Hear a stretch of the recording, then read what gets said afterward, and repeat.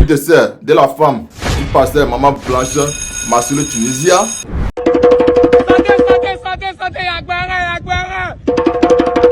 Quand c'est bon, chaque jour qu'on dort, on se réveille, on dit il y a encore du nouveau dossier, il y a fort, c'est gâté mal sur le pasteur Marcelo Tunisia depuis le Congo. Écoutez ces messages à faire du décès de Blanche Tunisia, déclaration controverse de Marcelo Tunisia au tribunal. Donc les cas, sans plus tarder, vous laissez regarder la vidéo pour vous-même. Veuillez liker, commenter, surtout partager la vidéo maximum comme d'habitude. On est ensemble, ciao. Famille, bonsoir. Le procès du pasteur Marcelo Tunisia, on en parle et on donne notre point de vue en attendant la suite logique ou chronologique des événements. Pour ceux-là qui ne se rappellent pas, on va faire un bref retour en arrière. Marcelo Tunisia a perdu sa femme, son épouse Blanche Tunisia, moins d'1 an après, ou bien 1 an après le décès de cette dernière. Marcelo Tunisia, le pasteur, se remaria. Bien avant son remariage, lors d'une prêche dans son église un jour, lui-même disait qu'il n'a pas fait acte avec le célibat. Et c'est comme ça les gens commencent par se regarder. Pourquoi un pasteur nouvellement veut faire une telle prêche? Bref.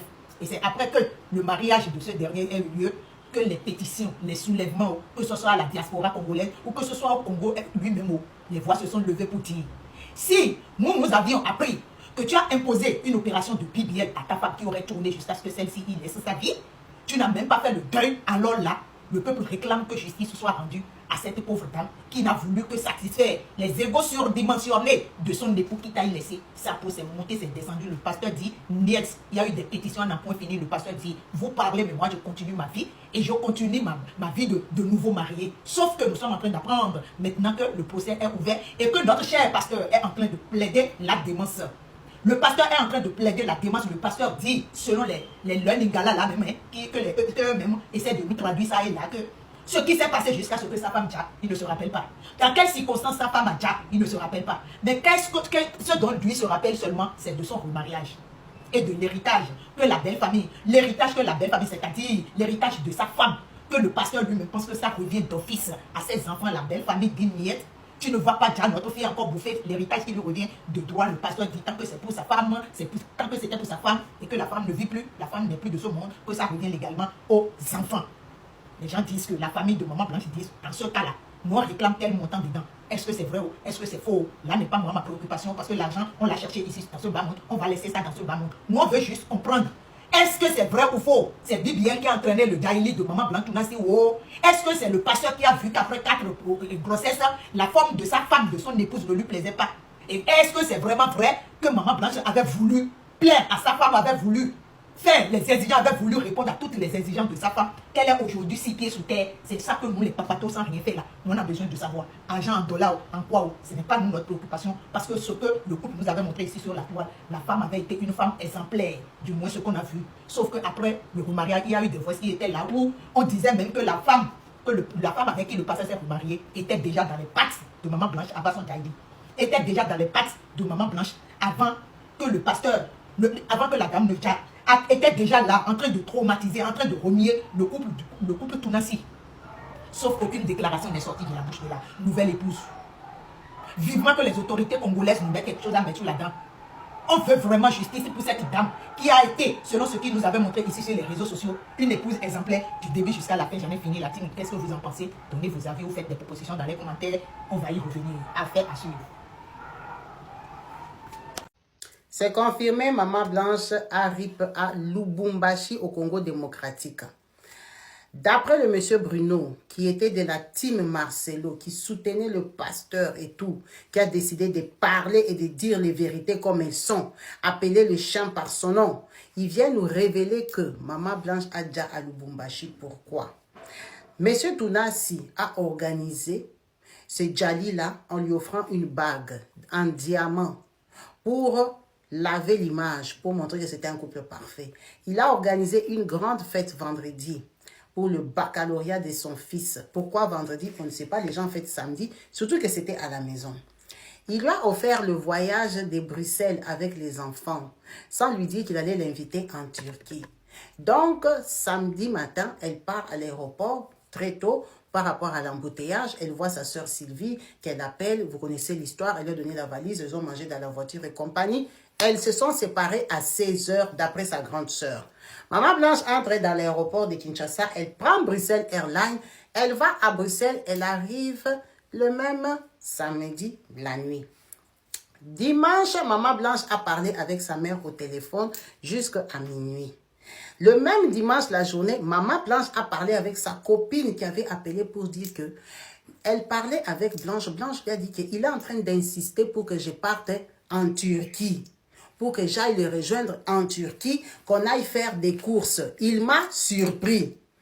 Elle a encore bien dit que le pasteur Yoni était en train de l'appeler, qu'elle doit partir, le pasteur est en train d'insister. Tout ça là-bas, c'était dimanche, quand elle a parlé avec sa maman jusqu'à 23h. Depuis ce jour-là, dimanche, il n'y a plus de nouvelles parce que Maman Blanche, lundi, elle a pris l'avion le matin éthiopienne pour rentrer à Lubumbashi au Congo démocratique, aller prendre son chéri pasteur Marcelo pour qu'ils voyagent ensemble en Turquie. C'est pour ça que, c'est même lundi-là, le pasteur Yoni a pris les enfants, il est parti avec eux en Turquie, il a juste aidé à amener les enfants en Turquie parce qu'elle a dû faire un voyage express à Lubumbashi. Ils ne vont pas repayer 4 billets pour aller chercher papa et puis revoyager en sachant qu'ils voyagent en première classe. Donc, elle a dit, toi pars avec les enfants en Turquie, moi je pars prendre papa à Lubumbashi, on prend le vol, on part en Turquie, on se retrouve en Turquie. C'est comme ça qu'elle se retrouve à Lubumbashi. Quand elle arrive à Lubumbashi, c'est lundi. Et tout ça, il n'y a pas de nouvelles, il n'y a pas d'appel parce qu'elle est dans l'avion. Elle arrive à Lubumbashi, elle voit son mari et puis on n'a plus de suite. Son mari prend le vol cargo, donc avion personnel. Cargo, air cargo, qui les ramène à Kinshasa lundi après-midi, en fin d'après-midi. Lundi soir, il prend l'avion comme tout le monde, éthiopienne, pour partir en Turquie. Il dit bonjour aux gens, il fait les selfies, il cause avec les gens le voient que le pasteur est en train de voyager lundi. Et c'est comme ça qu'il arrive mardi. Quand il arrive mardi, le pasteur Yoni vient le chercher à l'aéroport, il l'amène à l'hôtel et puis il l'amène à l'hôpital là où il a soi-disant laissé Maman Blanche. Et c'est dans cet hôpital-là que le pasteur Marcelo nous a dit qu'il était au 7e étage. Il a senti un parfum, il a prié pour elle, il est descendu en bas, il a voulu la réanimer, il a pleuré, prié pendant 3 heures du temps. Blanche ne s'est pas réveillée. Ça, c'est mardi, hein, le jour qu'il est arrivé. Il annonce ça la nuit de mardi à mercredi. Et mercredi, il prend l'avion avec les corps, il revient au Congo démocratique. C'est ça l'histoire en fait.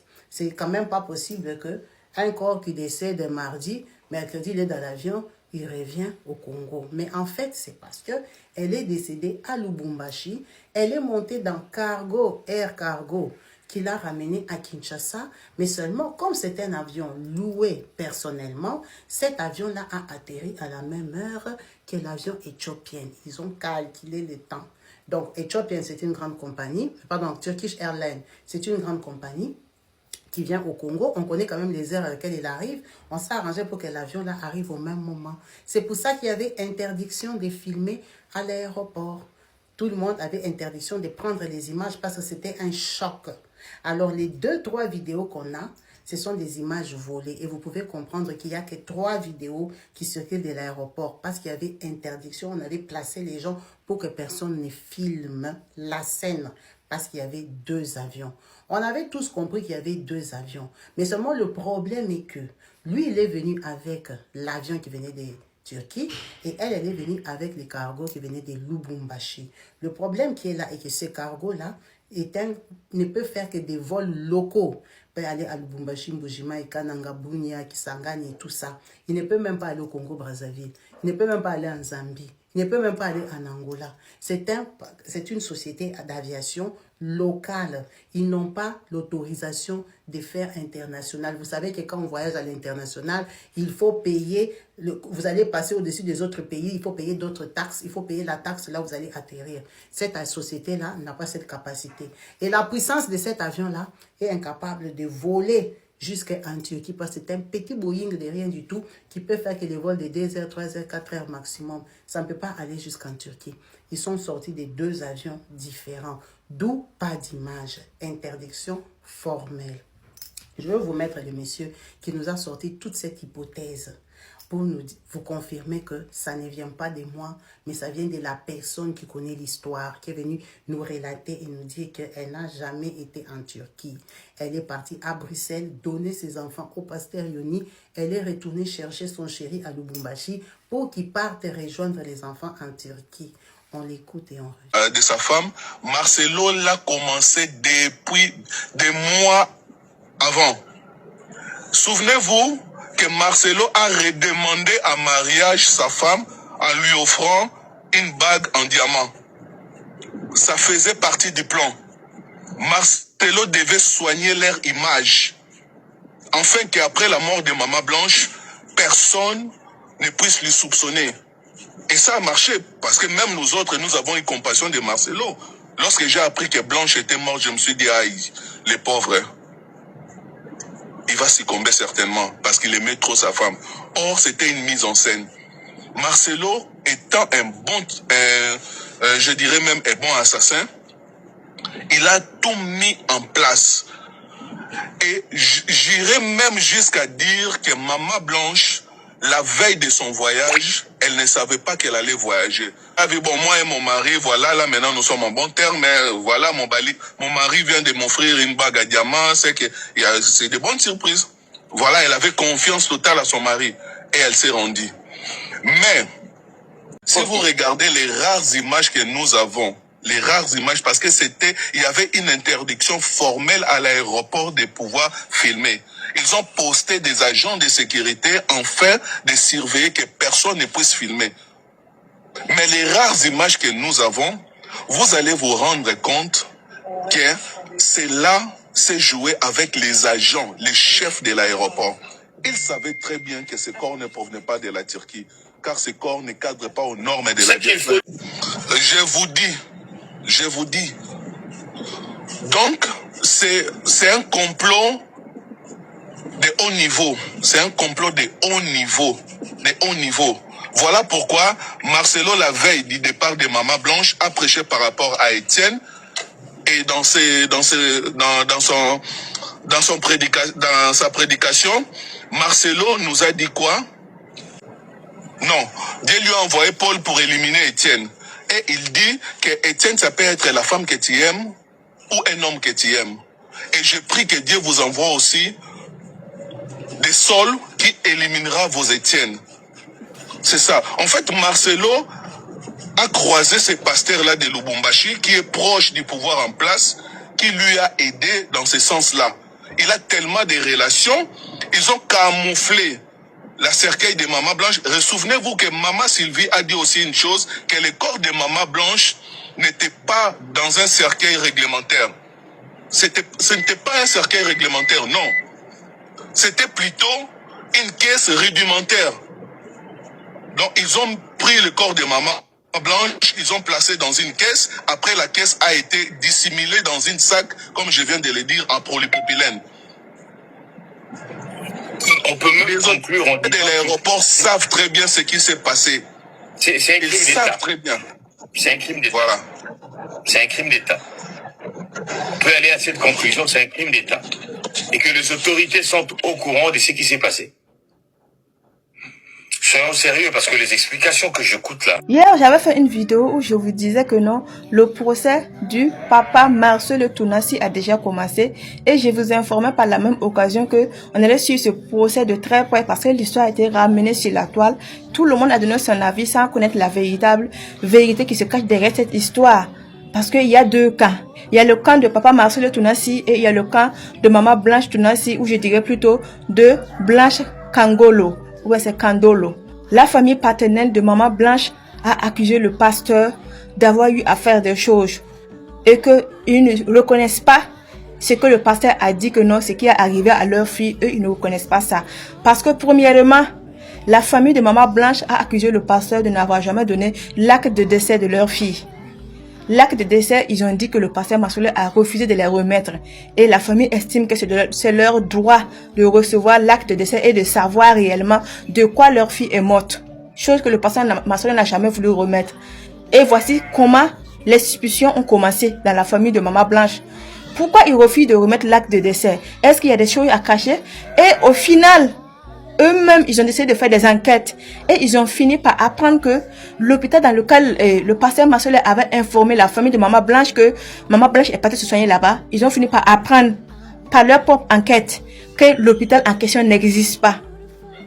Et le médecin en question, que le pasteur Marcelo avait dit que c'est ce médecin qui a soigné leur enfant, n'est pas un médecin en fait.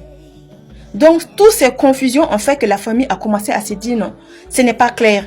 On veut voir clair dans la mort de notre fille.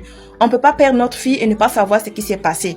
Et c'est comme cela que l'affaire a été rapportée au tribunal. Et en plus, la famille de Maman Blanche accuse le pasteur Marcelo d'avoir refusé que le jour de l'enterrement de leur fille, qu'on ouvre le cercueil.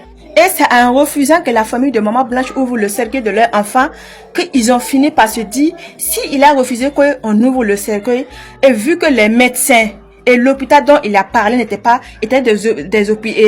un hôpital fictif qui n'existait pas, ça veut dire qu'il a fait quelque chose au corps de notre enfant. Vous comprenez? Donc, comme il a refusé qu'on ouvre le cercueil le jour de l'enterrement, la famille s'est dit, ça veut dire qu'il a dû vendre les organes de notre enfant. Il ne voulait pas qu'on voit ce qui s'est passé. C'est pour cela qu'il a refusé et il est parti enterrer notre fille sans qu'on voit le corps. Et depuis lors, la paix a disparu entre les deux familles. Il n'y a plus jamais eu d'entente et la famille de Maman Blanche a décidé d'amener cette histoire-là au tribunal pour voir clair, pour savoir réellement. Au moins, comme il n'arrive pas à remettre les papiers et les preuves à la famille, si l'affaire arrive au tribunal, c'est ce que la famille s'est dit, au moins ils vont savoir la vérité sur cette affaire.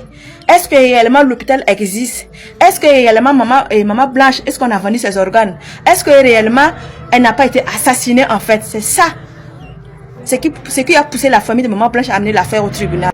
Mais hier, c'était le premier jour du procès.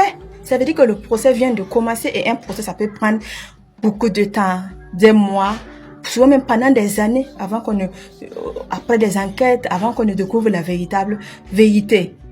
Mais hier, lors du procès, il y a eu un événement qui a bouleversé et choqué ceux qui étaient présents. On dit qu'on a demandé au papa Marcelo Tounassi quel était le jour du décès de son épouse, de sa défunte épouse. Et on dit que le pasteur a choqué tout le monde en disant que non, il a oublié la date. C'est vrai que cette partie a fait le buzz sur les réseaux sociaux. Depuis hier jusqu'à aujourd'hui, les gens ne parlent que de ça, chacun donne son avis. Et voici je vais faire un peu le débrief de ce que les gens ont dit concernant cette affaire. Il y a d'autres personnes qui disent que non, il a refusé de donner la date parce qu'il a donné plusieurs dates à la famille de Maman Blanche. Ça veut dire qu'il n'a pas donné une ou deux dates. Donc, il voulait pas, sûrement que son avocat lui a dit, comme tu as déjà donné des dates que tu ne te souviens plus de quelle date tu as donné à la famille de Maman Blanche, c'est pas la peine que tu donnes une autre date au tribunal parce que en te contredisant comme cela, tu t'enfonces. Ça, ce sont d'autres personnes qui disent que non, ça doit être ça qui fait que, sûrement c'est son avocat qui a dit de ne pas donner cette version, de ne pas donner de date. Mais d'autres personnes aussi qui disent que non, il a décidé de ne pas donner la date délibérément pour souiller la mémoire de son épouse, pour l'humilier ou bien faire du mal à sa famille. Le simple fait de dire qu'il a oublié la date, c'est pour blesser encore plus la famille. Mais le pasteur Marcelo Tounassi lui-même a tenu à répondre. Oui, lui-même il a tenu à répondre et il a dit que non, ça lui arrive d'avoir des trous de mémoire. Je préfère mettre la partie où il a répondu pour que vous disiez que non, tu as inventé. Mais on va continuer ce procès. Propre témoignage, mes frères. J'ai des trous de mémoire par rapport à mes circonstances pénibles. C'est-à-dire que si là tu me poses des questions, il y a des choses que je ne connais pas. Et j'ai fait des recherches, c'est que l'être humain, lorsque quelque chose l'a trop blessé, il développe une manière de se protéger, des fois en oubliant. C'est pourquoi même quand tu poses des questions à une fille qui a été violée, raconte-moi comment c'était. Il y a des endroits, elle ne sait pas. Parce que c'est comme quand on s'évanouit. Le corps s'évanouit parce qu'il te protège. C'est-à-dire le cerveau bloque tout pour te protéger d'une grande souffrance. On te coupe la main tellement que tu as mal, tu t'évanouis parce que le corps, le cerveau t'empêche d'avoir trop mal. Et au niveau de l'âme, on développe de telles choses où des fois il faut qu'on te fasse asseoir, qu'on te dise... Yafo, merci beaucoup d'avoir regardé la vidéo jusqu'à la fin. Je vous demande de liker, de commenter, surtout partager la vidéo maximum comme d'habitude. On a un gamin,